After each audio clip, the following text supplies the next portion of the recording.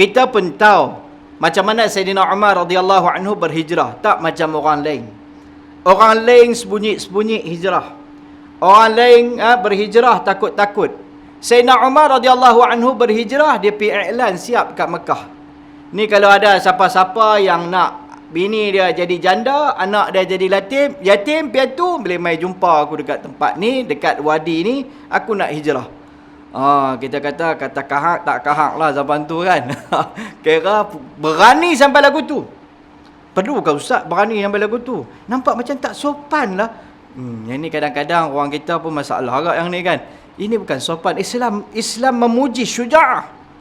Kita memerlukan keberanian, bukan kebiadapan.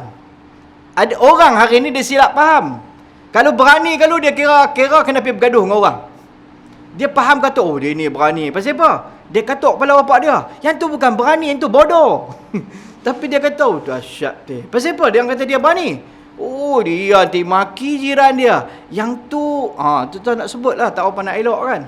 Kan? Kalimah Penang ni memang tak elok kan. Kadang-kadang. Dia kira kita kata, bahasa-bahasa hormat dia biadab lah tu. Kan? Bukan yang tu. Biar berani. Macam budak sekolah punya kefahaman kadang-kadang. Budak sekolah, dulu saya pun budak sekolah. Zaman-zaman tu lalulah juga sikit, tak banyak pun kan. Kan? Budak sekolah dia rasa berani bila budak tu berani. Bila sekolah menengah ni kalau berani, dia boleh buka butang, dia boleh baju boh luar, kira hebat lah. Dia boleh lompat pagar, kira dahsyat lah.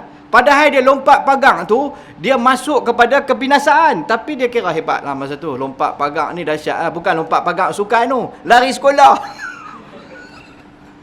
Masuk ke hebat lah. Nak kira nak nampak lagi hebat, dia perhabis duit mak bapak dia, esok rokok. Oi, rasa dewasa, tak tahu nak cerita lah. Padahal arwah nak tunggu kan. Kan, perhabis duit mak bapak susah payah belanja kan. Tapi dia rasa hebat. Walaupun nampak sebenarnya realitinya bodoh, tapi nampak macam hebat. Kan saya pun lalu juga fasa-fasa lagu tu. Safar lalu kot macam tu lah. Kan?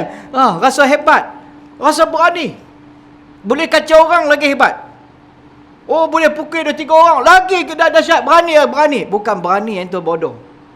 Sahabat Sayyidina Umar radhiyallahu anhu ni keberanian dia dalam hati dia. Berani tak berani dia.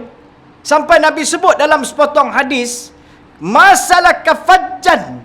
Satu lorong kalau Umar radhiyallahu anhu lalu, setan takut nak lalu. Setan pun takut kat dia. Kita takut kat setan. Kan? Dalam duk maki setan tapi ikut setan.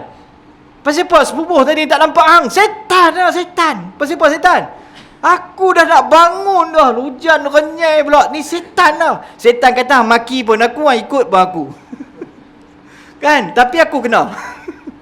Hang yang balok. Habis aku bisik ya kan. Kata relax lah. Kan? Baru bunyi sekali. Tu azan yang pertama tu. 2 kali dah dengar azan. Tapi rasa yang pertama tu. Kan? Tapi setan kat kita hati. Kan? Realiti kadang berlaku. Kan? Perkara ni. Setan takut pada Sayyidina Umar.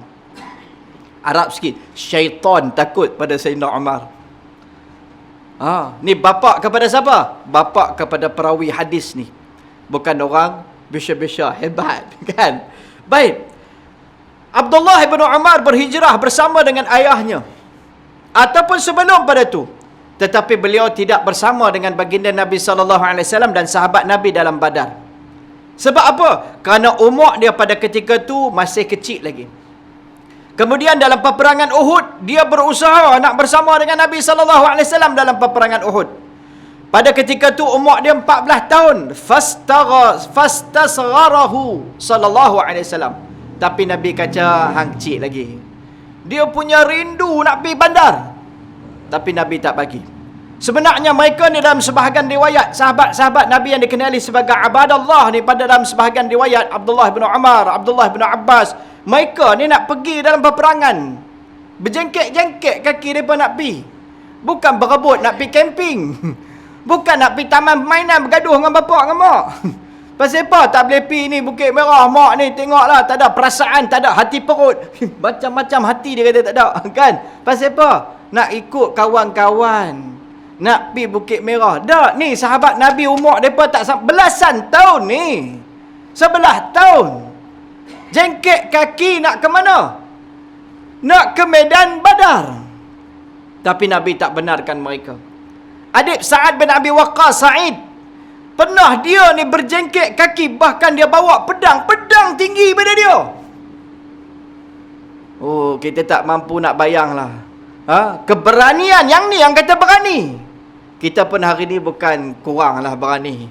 Kan, banyak juga anak muda kita berani. Naik motor tak naik motor tak ada tayar, tak ada lah lagi kan. Naik motor tak ada lampu, tak ada brake, beranilah tu. Kan, nak test power antara hidup dan mati. Hidup hanya sekali, buat sesuatu yang terbaik dan pergi. Yang tu bukan terbaik lah, yang tu melingkup mati. Kan, mati di Siratal Mustaqim, highway. Rugi. Hari tu 6-7 orang, kan. Benda tu sensitif, dah saja kita sebut sikit, kan. Mati budak, pasal apa? Naik basikal tak ada brake. Mak dia kata, takkan saya nak pergi check brake basikal dia ada ke tak ada. Kan. Yang tu berani juga tu, kan. Tapi macam Abdullah bin Mas'ud katalah, Al-syabab syu'batun minal junun. Keremajaan ni sebahagian pada gila. Benda yang buat kerja gila-gila masa remaja. Naik motor satu tayar, naik motor setengah tayar, semua remaja. Kan, dah tua ni kan, dia fikir banyak. Dia nampak hospital, dia nampak wad, dia nampak ubat, dia nampak nak jaga anak, nampak macam-macam. Walaupun kona tu cantik, tapi dia berhati-hati. Kan, pasal dah tua, fikir macam-macam, masuk wad mana nak pergi cari pasal, tak ada kerja. Kalau muda ni dia tak fikir. Untuk satu kona tu dia sanggup bergadai nyawa. Sebab apa? Abdullah bin Mas'ud kata, Asy-syabab, keremajaan ni sebahagian pada gila. Gila bukan dia gila rosak mental, keberanian tak ketahuan tu. Kita tengok yang nak buat kerja ni semua apa-apa? Muda-muda. Dah ada ustaz nampak tua-tua pun duk tengah wai suku, tiga suku kan. Yang tu lain ceritalah, telajak perahu. Kan dulu mungkin muda tak dan, tua dia terlalu merempit pula kan. Kadang dia dah menjiwai, tak boleh nak buat lagu mana. Tapi kebiasaannya muda. Baik, kerana semangat muda tu. Sebab tu jadi berani lagu tu. Tapi sahabat Nabi muda ni mereka guna di mana? Muda ni mereka guna untuk berkorban untuk agama. Nabi tak bagi. Sedih mereka. Try pula Uhud. Umur 14 tahun dah. Fastasgharahu. Nabi pun kata kecil lagi, tak payahlah, tak apalah. Kan, dia cuba tu nak masuk. Nak menyelinap masuk. Nabi nampak sangkut dengan Nabi SAW. Nabi tak bagi. Tapi dalam peperangan Khandaq, kata pada ketika tu beliau berumur 15 tahun, fa'ajahu sallallahu alaihi wasallam, Nabi bagi kebenaran. Dalam peperangan Khandaq, Abdullah bin Umar ni begitu seronok sangat. Pasal apa seronok? Diberi peluang oleh Nabi masuk medan peperangan. Seronok berperang. Kita tak payah perang bagi nyawa lah kan. Perang dengan nafsu angkat selimut pun kan. Bertengkang kita. Kan? Nak tengok dia punya seni persilatan tu bulan puasa. Bulan tak puasa dia sunyi kan. Bapak pergi semayang dulu, balik bapak gerak hang. Kan? Kononnya kita buat kebaikan tu anak kita, tapi tuan-tuan tu sebenarnya salah. Kita pelingkup dia. Susahkan mereka hari ni, mereka akan senangkan kita esok hari. Senangkan mereka pada hari ni, mereka akan susahkan kita esok hari. Sebenarnya kita merosakkan mereka. Kalau kita sayang mereka, kita sayang akhirat dia. Selalu bapa dengan mak yang inilah bertembungan. Kan? Ibu dia punya pusat, ibu ni kasih sayang. Dia apa benda pun dia tak kira, siapa pun dia langgar kerana kasih sayang. Kan? Kadang tengkak dengan ayah ni kadang kasih sayang. Ada juga terbalik. Kan? Ibu dia sentiasa nak membimbing, nak biar anak tu sampai dia dimanjakan, dibesarkan dengan kasih sayang dan sebagainya. Tapi ayah ni dia nak mengajak kehidupan. Ustaz, minta maaf lah, kenyataan ustaz belum tentu betul. Ya betul. Boleh jadi terbalik. Boleh jadi tak betul. Tapi kebiasaannya. Ayah nak mengajak kehidupan pada kebiasaannya. Kerana tu kadang-kadang ayah biar anak buat lagu tu begini, kita rasa macam apa dia ni? Kan? Kesian budak tu kan kecil lagi. Kecil-kecil lah kena didik. Esok dah tua, dia didik kita. Jadi tak ketahuan. Kan? Kerana tu kecil-kecil kena didik. Allah abang sekolah rendah lagi suruh basuh pinggan. Apa kita dera anak-anak? Hari ni kita suruh dia basuh pinggan sampai tua dia ingat kita. Tidak, esok kita dah tua, dia nanti main rumah mencekik, menterkedarah, dia suruh kita basuh pinggan. Depa mai semua makan mentega darah semua. Mak yang dah tua, mak 80, 70, 60 lepas tu dia pula nak kena jadi maid, kan? Bukan depa main menyenangkan. Pasal apa? Kecil-kecil kita basuh pinggan, sampai tua nasib kita basuh pinggan. Tak, ni ustaz nak cerita pasal basuh pinggan kah? Bukan. Nak cerita tentang didikan ni. Biar hari ni kita didik mereka. Salah kaedah tu. Sayangkan mereka, sayangkan akhirat mereka. Kita mai subuh, sebelum subuh kita gerak mereka.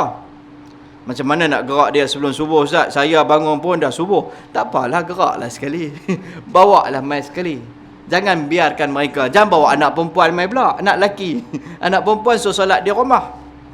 Sahabat Nabi yang nama Abdullah ibn Umar ni, satu peribadi yang hebat. Berebut-rebut mereka kepada akhirat. Kerana melihat persekitaran pada zaman tu. Zaman tu mereka belajar, satu, didikan dalam rumah baik.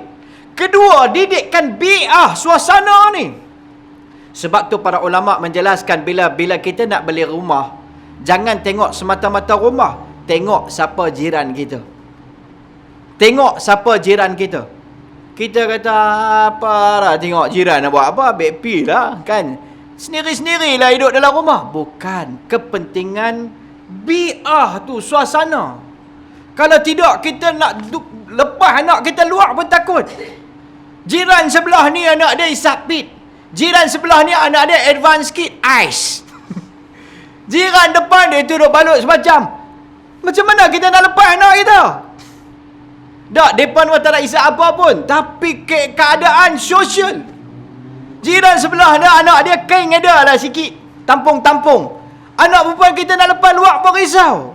Jadi kerana tu, suasana ni penting.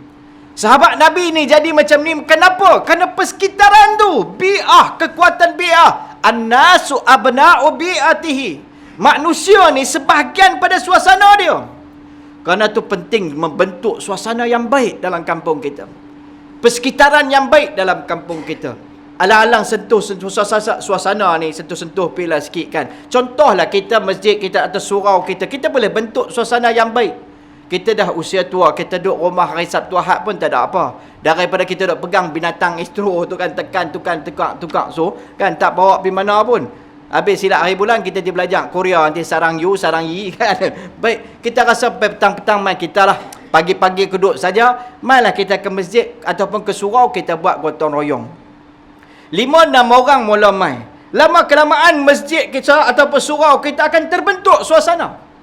Terbentuk suasana tiap-tiap satu Ahad macam satu gathering untuk kita. Pagi-pagi kita nanti main buat khidmat di surau. Oh, hebat. Macam-macam perkara kita boleh buat kemasyarakatan. Ukhuwah akan terjalin.